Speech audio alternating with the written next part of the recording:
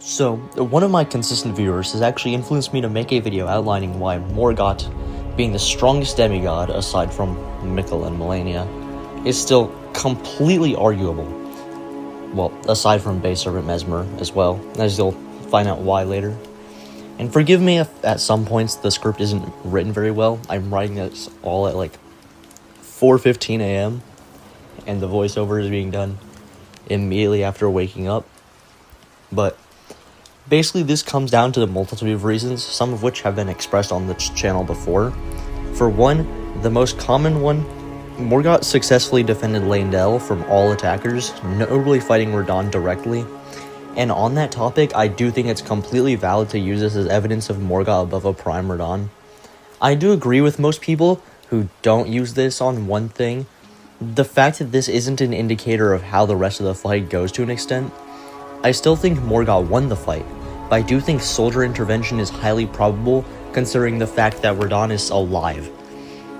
In an uninhibited fight between the two, regardless of how strong they are in comparison to one another, who would win, someone would die. Not a chance they don't fight to the death in character. That's non-character for either of them. Now, why do I say Morgott won? I think it's very evident through the fact that Leyndell was not beaten, as if Morgott lost, then Radahn overtakes the capital immediately by launching a meteor at Leyndell's forces without even needing to rely on his depleted physical reserves. But very evidently, Leyndell does not lose, the Erdtree stands unshaken, and Radahn fled the scene with his horse between his legs. As to why this is a Prime Radahn, because for one, size and age aren't provably making him weaker here than when he's older, and for two, he still at this point had already partaken in the Star Scourge conflict, which is where he earned his statements of being called the mightiest and all. But basically this leads me to the second point, which would be something a consistent viewer of mine, Forcefire, has mentioned to me a couple times, even though I don't agree with him when it comes to playing Morgott above all the demigods. I think it definitely has some bearing on the strength of someone like Radahn. The statement being referenced here is Morgott being completely confident while talking about the other demigods, and its implication that he's confident he can ward them all off. My main contention with it being in reference to all demigods is simply Morgott's knowledge and his basis for their threat level, which is why I, for example, don't take it as evidence of him being above the likes of Mikkel and Melania, or why he wouldn't be above Mesmer, for instance.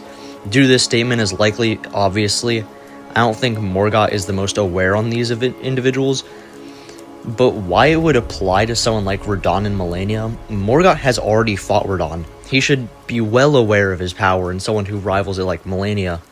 So Morgott, who should be more than aware of Radahn and Melania's strength, is confident in his capacity to ward them off, which, while I don't necessarily think it on its own one-to-one means he's stronger than said individuals, I do think it means that in the context of Radahn and Melania, due to his victory over Radahn in this context, another reason why I think Morgott is superior is due to the fact that Morgott is considered a whore to all ambitions for the Erdtree Lordship, which pretty much encompasses all the relevant demigods. Basically, while this statement alone also doesn't put him above them on its own, this does mean that Morgott is strong enough to be a very significant threat to any of them, and that would be reference to Ranni, Mikkel, Melania, Radahn, Mohg, Rykard, etc., as they all have these ambitions. So I think this just adds consistency to this Melania and Radahn level Morgott, as the previously mentioned scaling chains are also just for Morgott. Now, I said all this is for Morgott, but what does this entail for Morgott himself? Well, I think it actually means a decent bit here. Even if I don't think Morgott and Morgott have like this super insane gap of power between them, basically Morgott is a projection of Morgott's power, which means it's likely limited by how much of his power Morgott can project onto another, and it's also based on one current state of being. So as such, Morgott could be argued to be basically a somewhat weaker version of Morgott that simply has nigh infinite capacity to function at full strength until death, or Morgott stops projecting it. But basically what that also means is it's not boosted by mental amps, or a change in state of being, like Morgott unsheathing his sword or giving into his accursed blood, and is limited by the potency of the energy Morgott can project at a range onto a target, which isn't like a highlighted part of his arsenal that he's more specialized at. And well, that's cool and all, but to what degree is Morgott stronger? That's where Mesmer comes in. You see, on a surface level, Mesmer is just as strong as Morgott due to statements of matching the demigods and not being inferior to any you fought, as well as Morgott being name-dropped and Morgott and Mesmer having extremely similar lore, significance to the story and progression, hence why I think it makes the most consistent sense for him to be matching Morgott. But, well, this can be scaled a lot higher, and this is a forewarning to the fact that this is definitely a higher end meta than what most would consider valid. But basically, with the statements of not being inferior to any of the children of America you've met prior, also means is that he'd be on a similar level to rock goddess Melania. Something as far as that goes, though, is the fact that Melania has a much better arsenal, I'd say, than Mesmer, especially as far as abilities and hacks goes, which means for Mesmer to be at least of equal overall strength, his power would have to be superior to hers. Why don't I think this applies to him being directly stronger than Morgott? Well, Mesmer, if anything, has a better arsenal and skill than Morgott, with notable skill statements with his spear, the same capacity to generate weaponry at will, and numerous applications of his flames. And as such, I don't think Morgott really beats him out in any other aspects, and would just mean they'd at least have very relative power, with Mesmer being barely tougher to beat, hence why there's also the statement of base Mesmer being the toughest fight for the Tarnished thus far. Now, again, why do I say this is base Mesmer being referenced in the statement? Because the entirety of this entry in the Book of Knowledge lists Mesmer transforming long after that statement is made. It lists all of this in reference to the fight, and then near the end it then says, should you push him to the limit of his abilities, Mesmer will move a seal placed by his Mother America. So it is viable to just claim base Mesmer and therefore Morgott trump the likes of an ascended Melania, and based on interpretation for a couple statements, you can argue consistency based on this. For one, Morgott should be aware of the Battle of Aeonia, and in a similar vein to how I argued in the comment section with Forcefire, I think Scarlet Aeonia should just be of equal output regardless of if Melania is in her base or rock goddess state, as the Scarlet Aeonia is just her powers breaking through as she does temporarily cast everything aside, which is the necessary ritual to attain godhood, to a degree, as I'll explain in a couple minutes. It's also just pretty blatantly a decent margin above her base strength when she uses against Radahn. Now, as to why this matters, well, Morgott would be aware of this showcase of her power and still be confident in his abilities against her, as well as the statement for Morgott being a horror still being applicable to Melania at this point, in which she has the capacity to turn to a rock goddess state. Morgott should be aware of her potential as an Empyrean regardless as well, so if we would be aware of her possible godhood, and unlike Mikola and Ranni, where I'd argue he's not aware of the potential of their power, nor their full capabilities as Empyreans, that's not the case with Melania, as he'd provably be at least a decent degree aware of both those factors. Another argument that would generally be wildly overlooked is the fact that Melania, after defeat, states that we possess the strength of a true lord, in which Morgott is very blatantly a true lord based on the description of his Great Rune. And yes, this implies that base Serpent Mesmer is much stronger than Rock Goddess. If you subscribe to this idea of the high end by now or by the end of the video, then you can push aside my previous video on Mesmer versus Melania in its entirety.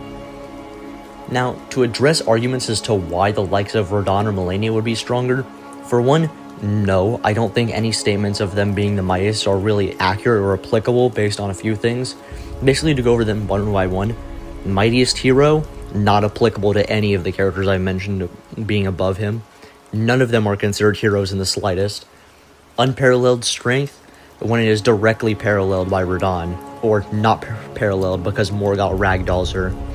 Mightiest demigod of the Shattering, I shouldn't even have to explain, but this is pure, raw, unfiltered glaze. Blythe and Jaren should both be aware of the fact that Melania, at the very, very, very least, stalemated him, and Jaren knows damn well Radahn is literally a walking corpse now. I also don't think either have justification for knowing Morgott's full power. At best, Jaren might know Morgott's due to fighting alongside Radahn, but hell, he likely didn't even know Morgott was a demigod, considering he blatantly isn't known as one and has his identity concealed. That same line of thinking could go for any of the mightiest demigod statements as well, from a character statement standpoint. Mightiest to remain? In what exactly? The mightiest to remain fighting in the Shattering? Because in that case, it's not provably applicable to Morgott, considering this was the final battle of the Shattering War at this point. All of the statements are vague and lightly not applicable to Morgott, Mesmer, or anyone else I'm claiming is stronger. I do my research and actually scale the verse, thank you, and will not have that fact questioned by people who don't know what they're talking about and yet insist on being uncivilized pricks and confront disagreements with insults.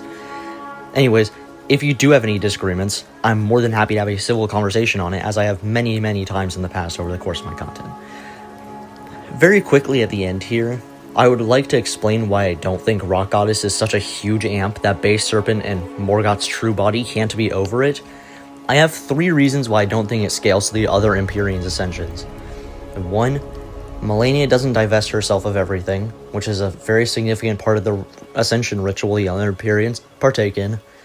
2, she uses a different method entirely in the first place, as she requires no gate of divinity, no setup, no king consort, and as previously mentioned, she doesn't divest herself of everything. Number 3, the Rock God is kind of just a bum to begin with. Its only real scaling shown is losing to the Blind Swordsman, who is otherwise featless, aside from training base Malenia. What feats does the Rock God have other than that? Because clearly its supposed outer god narrative isn't doing shit when it gets mogged by some random blind dude with a sword. And no, not all the outer gods have insane narrative, only the top 2 do. Other than that, they require their own narrative and statements / feats to justify a placement. So, Malenia has a less refined and set up ascension ritual that doesn't even follow the same method, and uses a shitty substitute of an outer god. How does that in any way scale to the Empyrean's methods? It doesn't. One last argument regarding this I'd like to bring up is the fact that Malenia's Scarlet Ionia likely stays the same across both forms. I believe I mentioned this earlier, but not only does that just make sense from a standpoint of the attack's origin, as it's literally just insight to the power she has as a god, it's a manifestation of that, but it's also just used as a normal attack for Rock Goddess, unlike the ultimate attack for base Malenia, which implies it lost its value in her arsenal as she transformed, which I would take also posits it remained the same attack potency-wise, or at least similar. I think that's very important, as base Malenia was highly relative to Radahn, who then tanks her Scarlet Ionia head-on, and no, the AP doesn't even really mess him up, it's the Scarlet Rot. He shows no physical injuries from the big cancer nuke on his back. But, anyways, with all of that out of the way, I hope you all have a great rest of your day. Peace.